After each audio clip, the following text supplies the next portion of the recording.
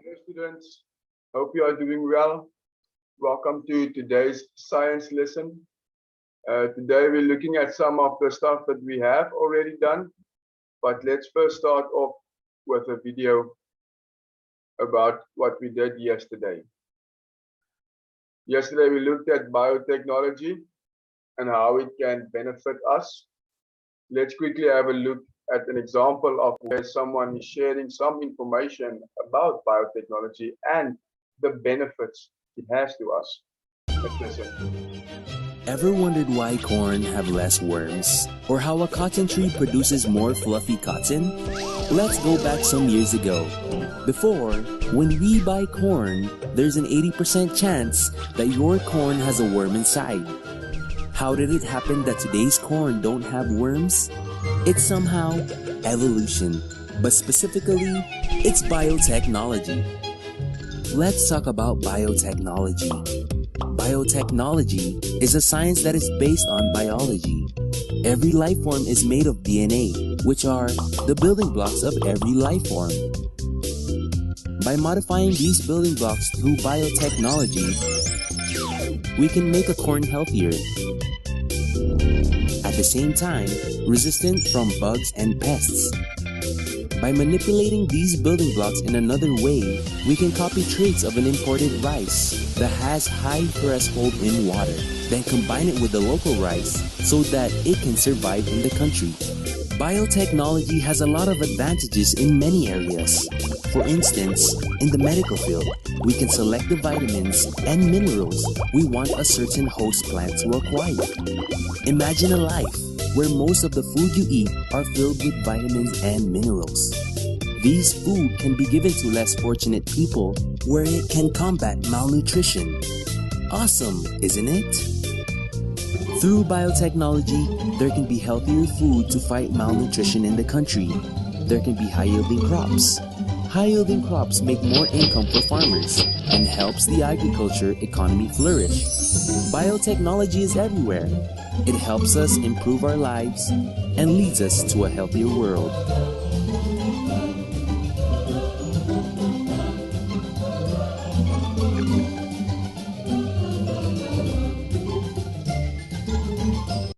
Okay, so that was just a quick video on yesterday's lesson for biotechnology. Now we're going to sum up this chapter or this unit, and there is a self-assessment at the end. I want us all to complete the self-assessment and then take a photo and send it to a line group. Okay, so we want us all to complete the self-assessment and send a photo to the line group. I'll get to what we need to do when we get there. But for now, let's quickly first run back through what we have done in the past couple of lessons, just to give us a little bit of a recap and an understanding of what we were busy with. Well, firstly, let's look at the structure of a flowering plant and of a flower in specific. Now, this is important because it will also be in our test, so it's good to know. The pistil, number 4, we start with the pistil on the right-hand side here. It's found in the center part of the flower. It is made up of the following parts. So the pistil has the petal, has the stigma, has the style, and the ovary.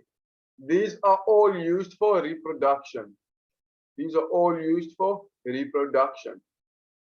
The petals are there to help the flower and to cover it from cold weather or to protect it from maybe insects. But predominantly the flower, the petal is there to attract some insects to help with pollination. So it will attract some insects. The anther and the filament is part of the stamen, which is the male reproductive organs. They produce the, what do we call it? The pollen. They produce the pollen. And the pollen, that is what goes to sit on top of the stigma and allows the plant to be fertilized and create seeds. The sepal is on the outside of the plant, and it basically just protects and keeps the plant and the flower in a good position. It's more of a protective layer over the plant. Okay, it's a very important image. It's good to know and good to understand it. Okay, just a quick run through of how plants are pollinated. So the pollen sits on top here of the what?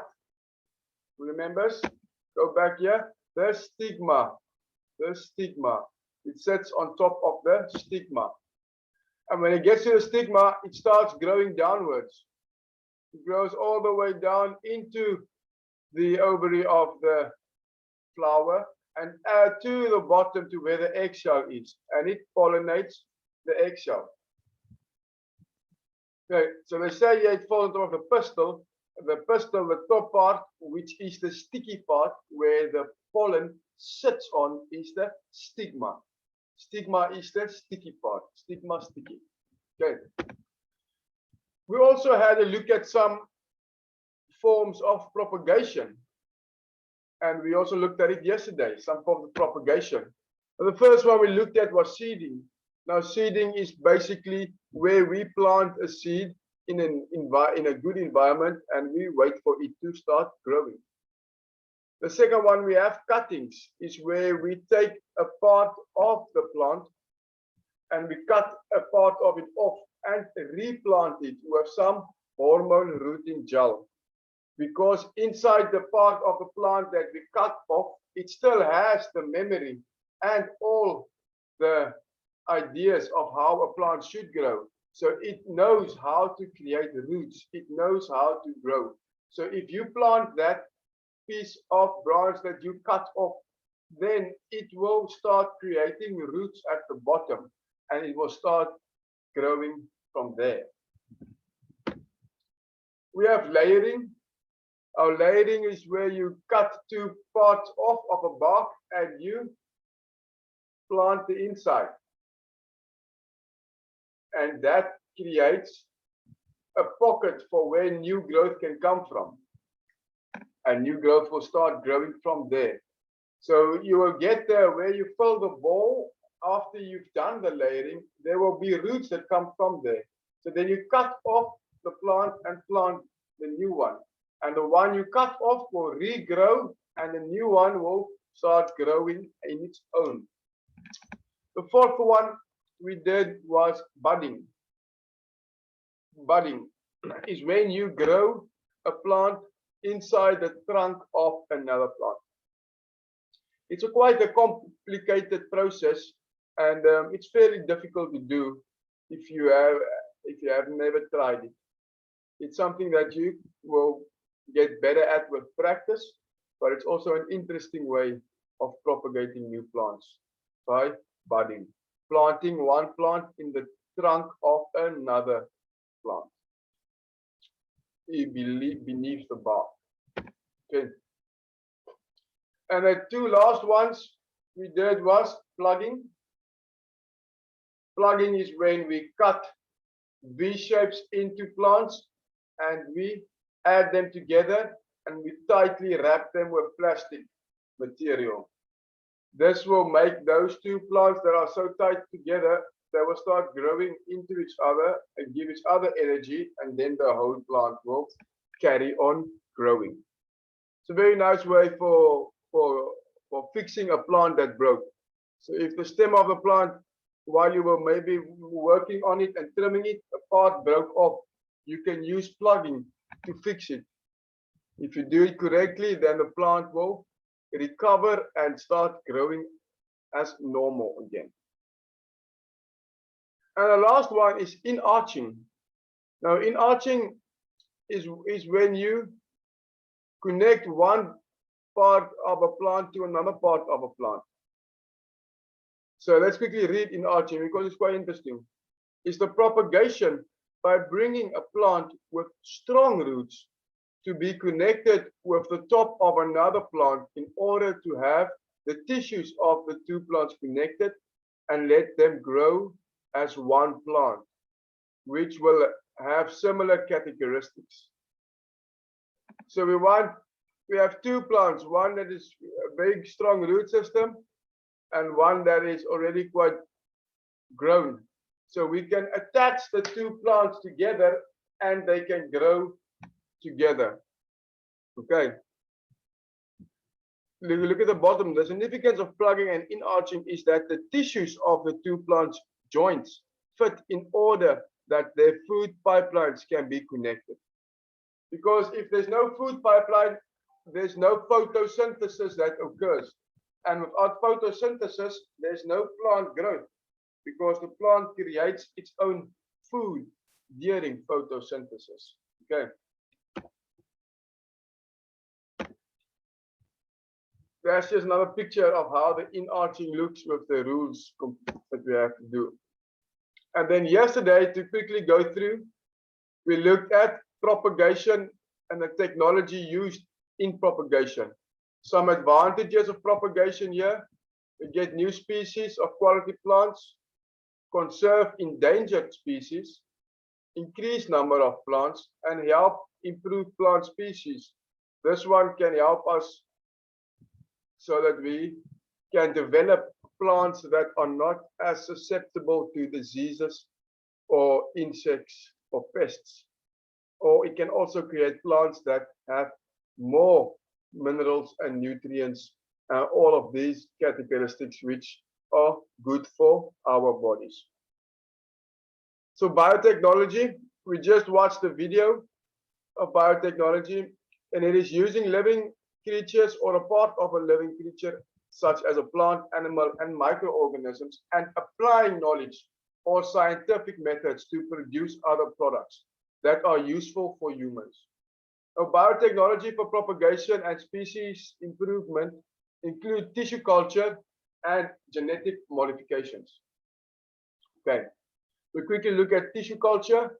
Is when you take a small piece of a plant and you put it into a special jelly. And when it's in the special jelly, the plant will start growing outwards from there. We'll start creating roots and a stem. And you can do that to a lot of different containers with a lot of different jellies inside. And you can only you only have to use one small part of plant tissue to create a lot of new plants. Very interesting. And then over the last one we looked at was cloning. Now, cloning is a very good part, forms a very strong part of cuttings. Cuttings is where we actually clone the plant. Let's look at the last little box here. There are many ways in which we can selectively breed or propagate plants, or even genetically modify them in order to produce new plants that have the characteristics we are interested in, such as resistance to disease, or higher nutritional values, like higher vitamins, minerals, and all the healthy goodies that fruits and vegetables give us. Okay. So on page 68 is where our learning activity begins. Now, the number one I will do with you. Number one I will do with you. But on page 69 and on page 70, these are the two I would like you guys to do. And after you finish doing them in your books, please take a photo and send it to the line group on page 69 and page 70. Please take a picture after you finish completing it. Please write your name and your nickname. Please write your name and your nickname and your number on each page, please. On each page. So if I was going to do the first page, I would want us to write here my name, teacher Pelham, my nickname, P, and my class number, I'll make mine 99. On every page. So on this page, the next page, and the last page, I want us to write our names our nickname, and our class number on each page. And then take a photo when you have completed it and send it to the line group. Well, let's look at the first one here.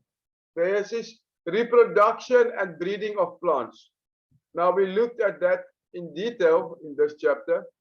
So let's look at what they require from us. Look at the pictures.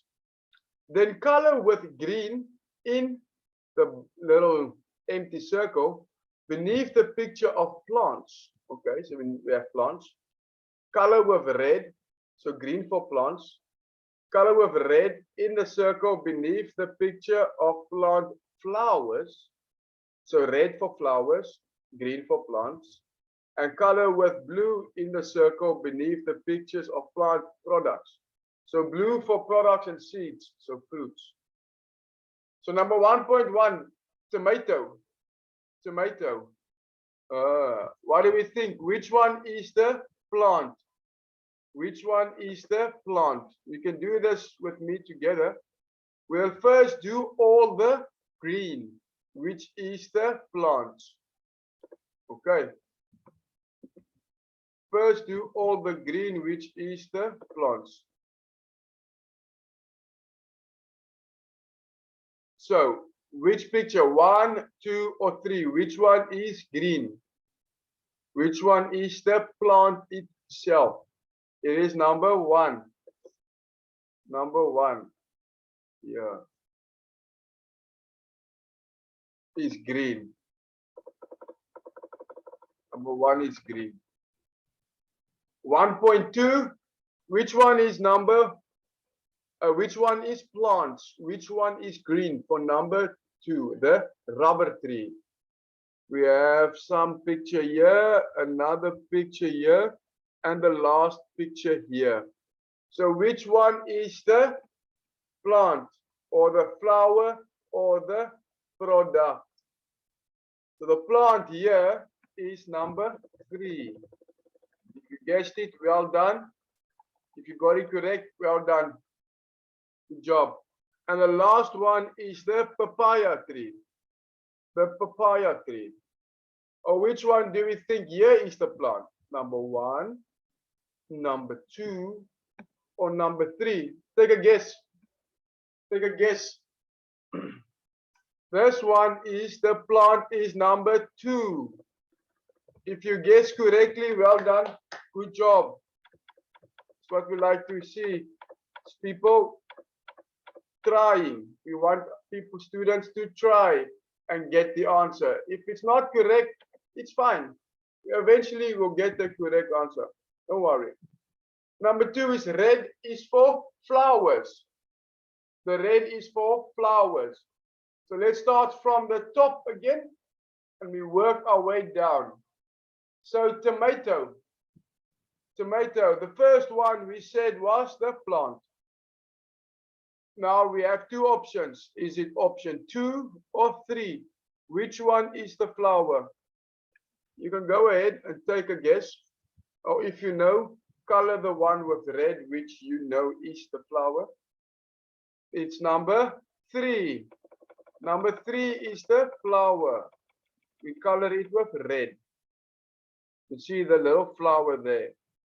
For the rubber tree is quite interesting. Let's look at the rubber tree and let's see which one is the flower. Is it picture 1 or picture 2? What do you think? Picture 1 or picture 2? What do you think? Which one? This one is picture 2, which has the flowers. Little small flowers at the top of the rubber tree. And for the papaya tree, we already said that picture 1 is the plant. Picture 2 is the plant. So is the flower picture 1 or picture 3? Or is picture 1 or picture 3 the product? What do we think? I say it's picture 1. I say it's picture 1. So now the last one is blue, and that is for the product. Now what is the product for the 1.1? What is the product? Do we know? What do we call this? This is the product or the produce. And this one is a tomato. This one is a tomato. Is the product we get here. What do we get from the rubber tree? What do we get from the rubber tree? Who knows? If you know, you can take a guess. Yeah, we get rubber. We get rubber from the rubber tree. And then the last one over here is the papaya. Is the papaya. Now the papaya, we get the fruit. In the tomato tree, we get the vegetable, tomato. In the papaya tree, we get the fruit, the papaya. So that is our colors and how your colors should look for number 1 on page 68. Now, on the next page is page 69. These are the ones I want you to do. Okay, let me just remove my colors quickly. So I want you to complete this. Please write your name. All right, again here. Name, nickname, number. Name, nickname, and number on this page. So do this one, take a picture when you're done, send it on the line group. The same with this one, name, nickname, number, and complete the empty blocks here. The spaces we have to complete with the different types of plant propagation. Okay. Different types of plant propagation. When you're done, take a picture, send it on the line group. So that will be all for science. I'm sorry that I couldn't be in the classroom today, but I have to go for my COVID vaccine. So guys, have a good day, and I will speak to you soon. Bye-bye.